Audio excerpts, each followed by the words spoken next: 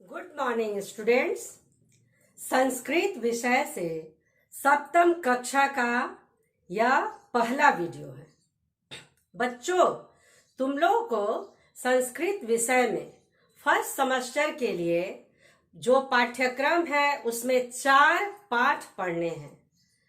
पहला, तुम लोग को प्रथम पाठ सप्तमी कक्षा और दूसरा चतुर्थ पाठ अहम आम्रम का जानकारी स्टडी मटेरियल के द्वारा दिया गया है। मुझे आशा है कि तुम लोग इसके जितने भी अनुवाद है, प्रश्नोत्तर है, अपनी संस्कृत के अभ्यास पुस्तिकाओं में यानी कॉपी में लिख लिए होगे और समझने की कोशिश कर रहे होगे। यह वीडियो समझने के लिए तुम लोग को पहले संस्कृत मंजूषा पाठ्य पुस्तक, संस्कृत का जो पाठ्य पुस्तक है उसको निकालना है और पहला पाठ, प्रथमा पाठ को निकालो ताकि उसका जो संस्कृत का वाक्य है उसका हिंदी अनुवाद क्या होगा अच्छी तरह से समझ में आएगा कि तुम्हारी शिक्षिका किस वाक्य का कौन सा अर्थ, कौन सा अनुवाद समझा रही है। तो बच्चों, पाठ में ध्यान दो और एक एक वाक्य का क्या अनुवाद बताया गया है उसको तुम लोग समझने की कोशिश करोगे। ध्यान दो। प्रथमा पाठ सप्तमी कक्षा। एषा छात्रा पाठशालां गच्छति। यह छात्रा विद्यालय को जाती है। पाठशालायां अनेका छात्रा पठन्ति। विद्यालय में अनेक, बहुत सारे विद्यार्थी पढ़ते हैं। एषा सप्तमी कक्षा।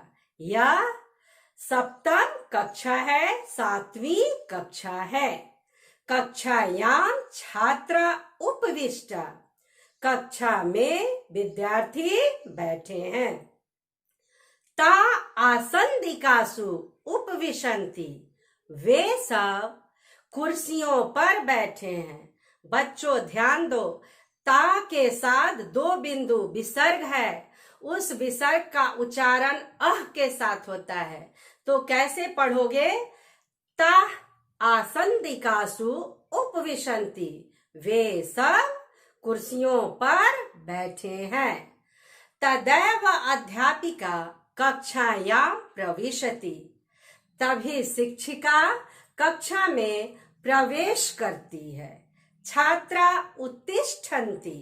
अध्यापिकां च नमन्ति। विद्यार्थी उठते हैं और शिक्षिका को नमस्कार करते हैं। ता वदन्ति।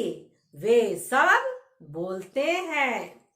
आर्ये सुप्रभातम। महोदया सुप्रभात।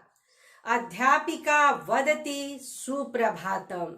शिक्षिका बोलती है सुप्रभात। उपविशत। बैठ जाओ। काष्ठ फल के एका मंजूषा अस्ति। काठ के, लकड़ी के मेज पर एक डिब्बा है। बच्चों ध्यान दो, काष्ठ का अर्थ होता है लकड़ी और फलक, फलक का मतलब होता है मेज, जिसको तुम लोग टेबल बोलते हो। टेबल यानी मेज, हिंदी में उसको मेज बोला जाता है। तो काष्ठ फल के एका मंजूषा अस्ति। लकड़ी के मेज पर एक डिब्बा है। अद्य मंजूषायां चाक गुलिका न सन्ति। आज डिब्बे में चौक नहीं है। अध्यापिका सुनीताम आदिशति। शिक्षिका सुनीता को आदेश देती है, आज्ञा देती है। सुनीते गच्छ। चाक गुलिका आने। सुनीता जाओ और चौक ले आओ। सुनीते गच्छ चाक गुलिका आने। चाक गुलिका के साथ विसर्ग है यानी वह बहुवचन है। तो ध्यान दो, सुनीता जाओ चौक लाओ। सुनीता कार्यालयात चाक गुलिका आनयति। सुनीता दफ्तर से, जिसको तुम लोग ऑफिस बोलते हो, सुनीता दफ्तर से या कार्यालय से चौक को लाती है या चौक लाती है। फलके च स्थाप्यति, मेज और मेज पर रख देती है। यहाँ मेज के बाद च लगा है, तो संस्कृत भाषा में शब्द के बाद और लगता है यानी च लगता है और उसके पहले उच्चारण होता है। तो फल के च स्थाप्यति, हिंदी अनुवाद करोगे और मेज पर रख देती है। शिक्षिका चाक गुलिकया श्याम पटे लिखती, अध्यापिका चौक से श्याम पट पर लिखती है, ब्लैक बोर्ड पर लिखती है। सा बालिका संस्कृतम पाठयति, वह लड़कियों को संस्कृत पढ़ाती है।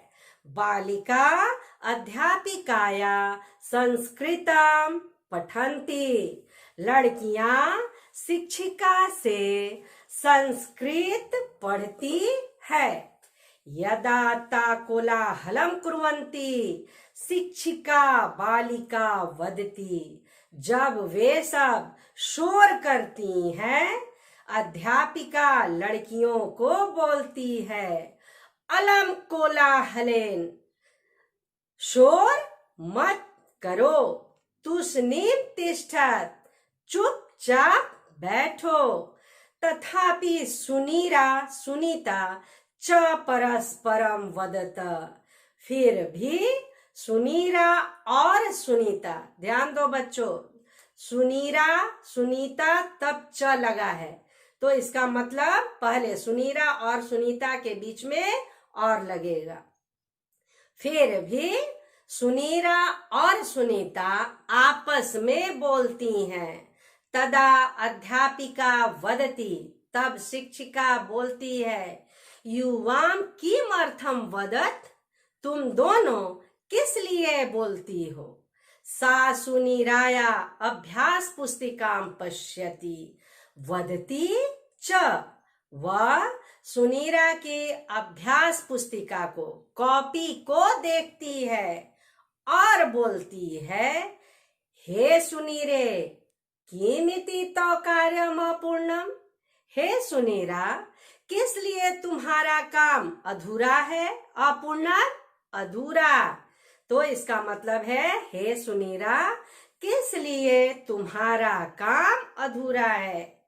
सुनीरा अध्यापिकाम प्रति वदति, सुनीरा शिक्षिका का उत्तर देती है, क्षम्यताम आर्ये, क्षमा करे महोदया, पुनः एवं न करिष्यामि, फिर से ऐसा नहीं करूंगी। ततः सुनीरा अवधानेन कार्यम करोति, उसके बाद सुनीरा ध्यान से काम करती है।